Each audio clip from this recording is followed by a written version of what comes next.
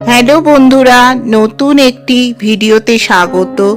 অন্নপূর্ণা ভান্ডারের recent update জানতে চলেছি এই ভিডিওতে। চলুন শুরু করা যাক ভিডিওটি। আজ 30শে জুন, কাল 1লা জুলাই। 1লা জুলাই দিনটি খুবই ইম্পর্টেন্ট আমাদের জন্য, যারা আমরা অন্নপূর্ণা ভান্ডারের ফর্ম ফিল আপ করেছি কিন্তু এখনো অবধি আমরা টাকা পাইনি। অফলাইন অনলাইন সব ফর্ম ফিল আপের কথাই বলছি। আমরা খুব আশাবাদী যে 1লা জুলাই যারা আমরা অনলাইন অফলাইন অন্নপূর্ণা ভান্ডারের ফর্ম ফিল আপ করেছি অবশ্যই টাকা পেয়ে যাব। কারণ আমাদের মুখ্যমন্ত্রী শ্রী শুভেন্দু অধিকারী মহাশয় জানিয়েছেন 1,05,00,000 বেনিফিশিয়ারি যারা অন্নপূর্ণা ভান্ডারের আছেন তাদের ফর্মগুলি পোর্টালে আপলোড হয়ে গেছে।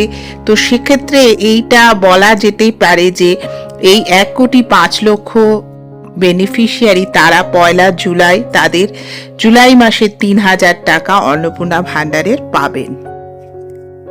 অনেকের প্রশ্ন হচ্ছে ভেরিফিকেশন প্রসেস নিয়ে, কারণ কোনো জায়গায় খুব অল্প মাত্রায় ভেরিফিকেশন হয়েছে। বাড়ি গিয়ে নাম জিজ্ঞেস করা, আধার কার্ডের নাম্বার জিজ্ঞেস করা, বাড়িটা কীরকম সেটা পর্যবেক্ষণ করা, সেগুলো হয়েছে, কিন্তু বেশিরভাগ ক্ষেত্রেই ভেরিফিকেশন কিন্তু হয়নি। এবং এখন যে পরিস্থিতি দাঁড়িয়েছে অন্নপূর্ণা ভান্ডারের পোর্টালে কিছুই প্রায় দেখা যাচ্ছে না, যে অ্যাপ্লিকেশন সাবমিটেড এইটুকু ছাড়া আর কিচ্ছু দেখা যাচ্ছে না অ্যাপ্লিকেশনের স্ট্যাটাসের ব্যাপারে। কিছু দিনের জন্য এখন সেই জায়গাটা অফ করে রাখা হয়েছে। সুতরাং যদি লাইভ ভেরিফিকেশন হয়নি সেই ভেবে যদি কেউ ভাবেন যে আমি টাকা পাবো না, সেটা নয়। ভেরিফিকেশন তাদের লেভেলে তারা করেইছেন, সেই হিসাবেই টাকা পাঠানো হবে।